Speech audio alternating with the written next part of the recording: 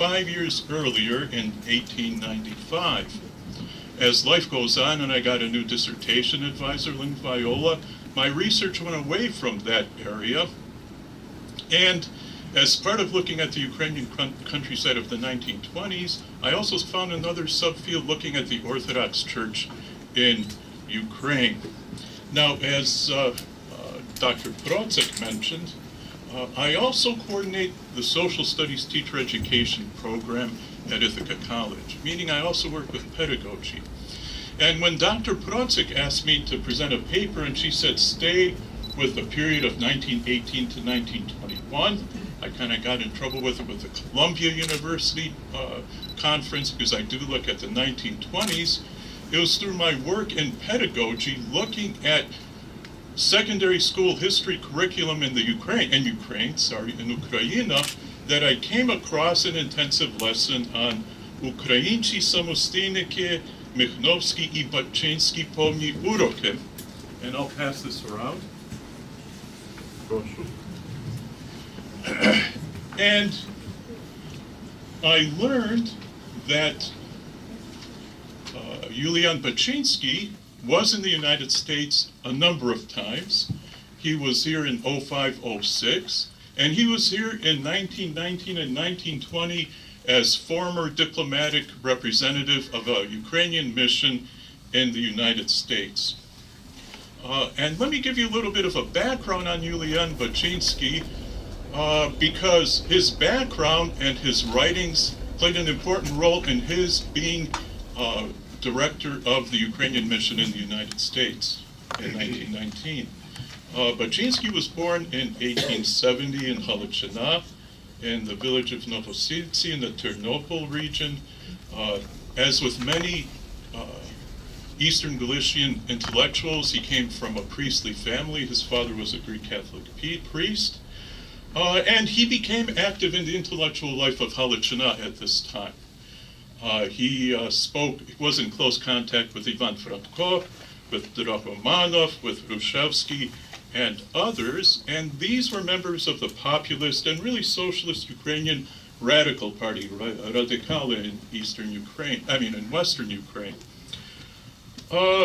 Being of a younger generation, Iuliian Bachynskyi took a liking to Marxism. And he was really the first among even the West Ukrainian intellectuals who decided that Ukraine needed to be independent. And he was criticized by Ivan Franko, he was criticized by Hrushevsky. They took a more autonomist argument within the Habsburg Empire. He was the first to really build an argument, and what was interesting about Bachynskyi is, yes, he was a Marxist historian, but it was more about creating an economic history of Ukraine and giving economic reasons as to why Ukraine should be independent. He published it in 1895. He approached Shevchenko Society for funding, and unlike my project, he did not receive funding. Ivan Franko said, "Nie." But Ukraina Irredenta was published in 1895, and it gave an important argument in terms of colonialism. And he proved, yes, I think he used Marxist methodology in a way, but in a way that he was looking at economic issues, and he said Russia, meaning the Tsarist state, and the Habsburgs are colonial powers. It's pure colonialism. The only way the people of Ukraine, and he uses the terms workers and peasants, the only way they can really have a better life, and I'm very much summarizing it, was to be independent. There weren't many leading intellectuals at the time, but they were a little uneasy about giving these type of more Marxist arguments, but the socialists really eventually accepted, including Ivan Franko and others, this type of argument and gave credit to Bachynskyi.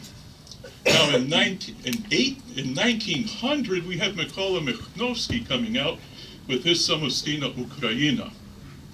His argument was based on, and I think it was mentioned here, Ukraine for Ukrainians, a very kind of historical, ethnocentric. I know you gave a presentation on Michnowski as well, but it was a pamphlet, and among more, how can I put it, nationally inclined peoples, they saw this as a more direct argument. So in a way, we see Bachynskyi, who wasn't well that accepted because of his kind of association with Marxism, but he really wasn't a Marxist. And he really supported the national idea, and in a way he used the economic argument to say, look, this is real oppression, and look, most of these people are workers and peasants, overwhelmingly peasants, and so he decided, well, let's take this a step further and find out where these Ukrainians are going all around the world, because how is life in a non-existent Ukraine, meaning a non-independent Ukraine? It's bad. And so you had many Eastern Ukrainians going to Siberia, Zeleny Klin. Right. And he says, well, I'd like to go there at some point. He was planning to go to South America, but his first destination was North America, the United States and Canada. He arrived in 1905. He asked Shevchenko Society for money. Again, I look at the president of the Shevchenko Society, and the answer was no.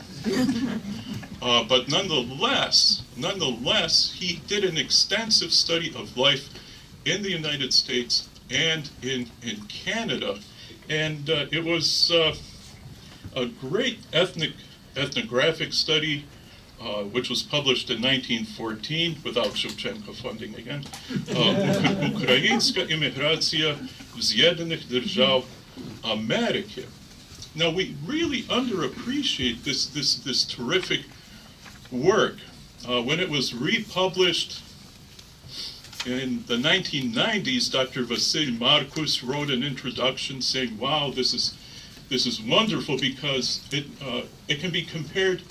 I also do a bit of labor history, immigration history. It can be very easily compared to Znaniecki and Thomas's The Polish Peasant in Europe and America, meaning a very close study of everyday life, economic issues, organizational issues, and Bachynskyi did this indeed.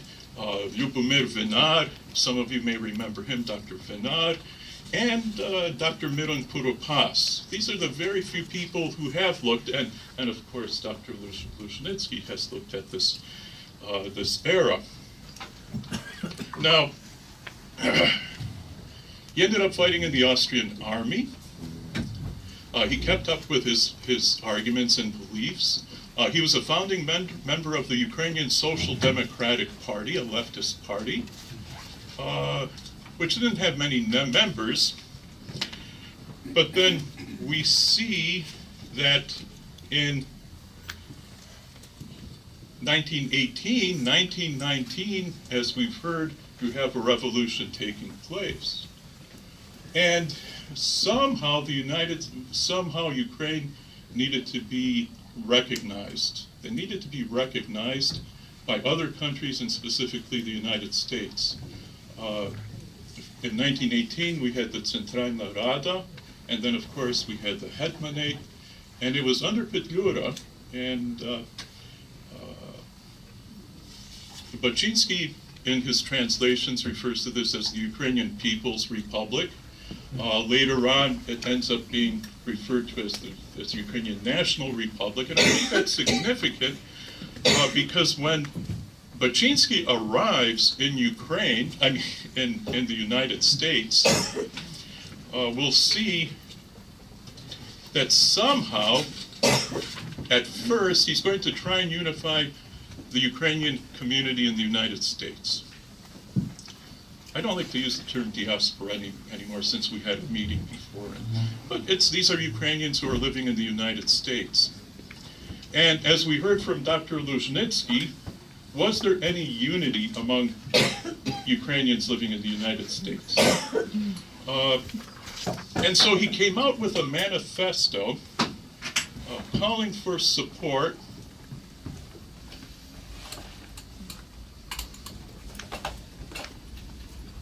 And I'll pass this around. You can take a look at it if you're interested. I have several copies. It's double-sided.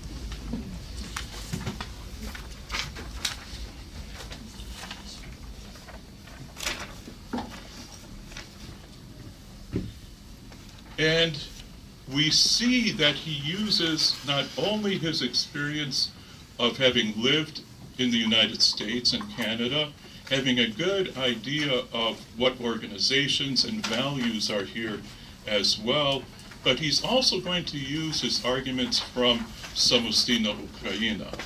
Not Ukraina Irredenta, from Ukraina Irredenta. He addresses Ukrainians in the United States as workers and peasants.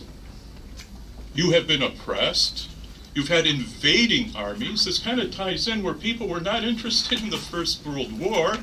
You had Ukrainians on one side or another fighting against one another for a colonial power that really has no interest in the Ukrainian people or the Ukrainian nations. He goes on to say quite a bit about the costs of the First World War and criticizes the old empires. And so his argument will be both cultural, but also social, economic, and the key being that as Ukrainians living in the United States, what you really need is to agitate the American government, to get involved with politics, American politics, and try to influence public opinion. He had a tough road with that because, as we know, at this time you had all of the splintering taking place, and people weren't really deciding which way to go. In Dr. Kuropas's book, he mentions that in 1920, even Svoboda wrote, well, maybe these Bolsheviks make some sense. In 1920, you have the first Ukrainian daily newspaper, Ukrainsky Щоденні Вісті. They were put out by Ukrainian communists, among other types of groupings. And what's interesting is that Bachynskyi did not appeal to the leftist groups, but he tried to appeal to a general population, linking both the national argument and the economic argument, the anti-imperial argument, put all together. And so, in a way, he also had a good connection because Ukrainians living in America were working in coal mines, in factories. If you've read a number of the novels that have been written at the time, and I'm forgetting the one about the Chicago stockyards, Upton Sinclair's works, Bell, who wrote about Pittsburgh Slavs and stuff like that. That is what really keyed in people. So in a way, we'll see that in this period, it really wasn't Mikhnovsky necessarily who had the great impact on Ukrainians living in the United States, but it was kind of a synthesis of Bachynskyi looking at both economic issues and cultural issues, and in a way bringing forth a synthesis of Ukrainians being part of a larger world. This is happening to other countries. It's a good thing that empires are falling apart. The Bolsheviks, it's a Bolshevik Muscovite empire. And so what I would say is, when I mentioned Ukrainian independence, his was a wider definition of Ukrainian independence that really didn't get much play after the revolution as much. His knowledge of Ukrainians living in the United States and North America and elsewhere showed that this transnational discourse goes beyond nationality, but goes to larger issues as well. Now, once he arrived, he sent out the manifesto and almost immediately had to deal with a transnational issue, and that was the pogroms in Ukraine. If you were to Google Iuliian Bachynskyi, this is what you'll find. The Jewish pogroms in Ukraine, or authoritative statements on the question of responsibility for recent outbreaks against the Jews in Ukraine. I need it back.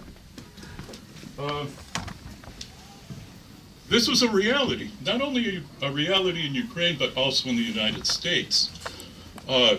His response was, formally, our government does not obviously support this. If you look at the Universal, the Central Rada, everyone is equal. But he admits, yes, we have bandits. We have Grigoriev, who, for example, decided to go out on his own. But in a way, can we see that his roots, again, of a universalist message appeals to the Jewish population, and he will say all nationalities are a part of Ukraine. Kind of a discourse that's taking place right now in Ukraine. Are we building a civil society, or are we building a society of Ukraine for Ukrainians? In the process of putting out this pamphlet, you have Jewish leaders who are responding, and they're not quite certain whether there are guarantees with all of this. So we get a snippet of larger issues taking place.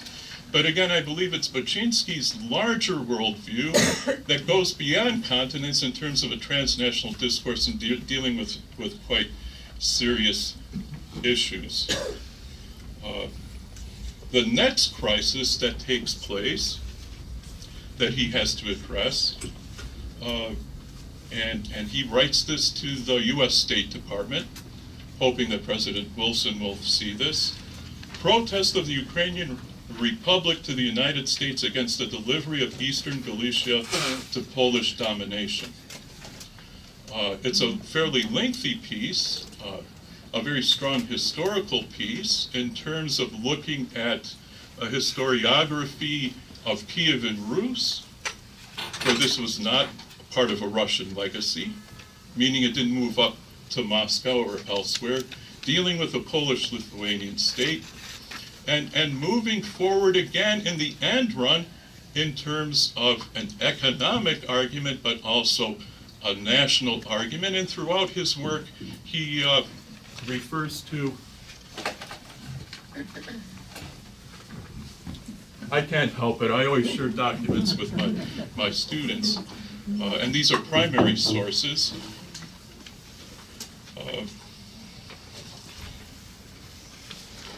Here he identifies the Polish state as a repressive state, that despite the end of the Austrian Empire, we see a new type of chauvinism holding back on civic and cultural development, among other things.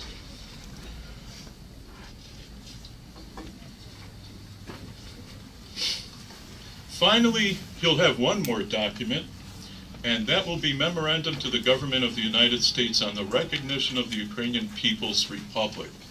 It's kind of a last gasp, I don't want to say last gasp, but kind of a last effort to somehow push for recognition, and in many ways, there's a great deal of pressure from other states, specifically he even mentions Germany,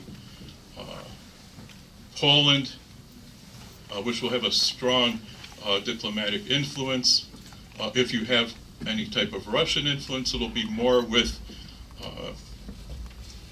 the white forces, the Denikinist forces, and others. And so he will once again give a final argument and appeals to President Wilson. And he says, well, yeah, you know, some of you think that we'll fall under the influence of Germany, for example, because of what happened with the Hetmanate. And he'll argue, but so did Romania. Alliances are different, and that one of the problems is Germany sees Ukraine as part of Russia. So in a way, he'll give arguments. He tries the best he can. He tries to unify or focus the Ukrainian community in the United States to offer support for independence, which didn't work out because they kept on splintering more and more. He tried to reach the U.S. government, the State Department, Wilson, and others, unsuccessfully, but in a way, as a historian who's coming back to a topic I'd forgotten about decades ago, and we have archivists in the room, the role of primary sources, in this instance, shows another chapter of kind of a transnational connection with intellectual roots that takes Ukrainians in another direction in terms of civil society, reaching out to other groups, and taking responsibility for what has taken place. We end up not hearing from Iuliian Bachynskyi. He gets in trouble in Poland. He ends up in Berlin. And then in 1933, he decides to go to the Soviet Union, to Soviet Ukraine. Mainly because we know what happens in Germany around that time in 1933. It isn't very safe for a socialist to be anywhere at this time. He returns to Soviet Ukraine in 1933. He ends up in Kharkiv, helping edit Soviet Ukrainian Encyclopedia. In 1934, he's arrested. There's a good work by Dr. Yuri Shapoval. He got into the archives and was able to note, and this is where, interestingly enough, this is where I was able to get some future work, that he never turned anyone in. The accused of being a member of OUN, which he wasn't, as we can tell, and this happened in 1934. He was arrested and then disappeared in the Gulag, and in 1940 died. He never turned anyone in. Almost everyone else was turning him in. Names that are known in the Ukrainian immigrant community come up with this as well. So I didn't want to go beyond my time, but in a way, the title is just a start of my looking at different perspectives on the Ukrainian idea. Iuliian Bachynskyi did something radical at the time in giving a broader interpretation of Ukraine, Ukraine's past and Ukraine's future, giving an economic analysis. And it's a good one. Even when he wrote to the U.S. Embassy, he said, some people say Russia can't exist without Ukraine. He says, here are the statistics. Russia's doing just fine without Ukraine, for example. And besides that, Ukraine has what? Ukraine has natural resources. So in a way, he's arguing Russia doesn't need Ukraine. Ukraine doesn't need anyone else because you have all of these pieces. And in a way, we often forget the social and economic aspect of what's been going on and during the period of the Ukrainian Revolution, and even now, as well as Ukraine is still going through another revolution. Дякую.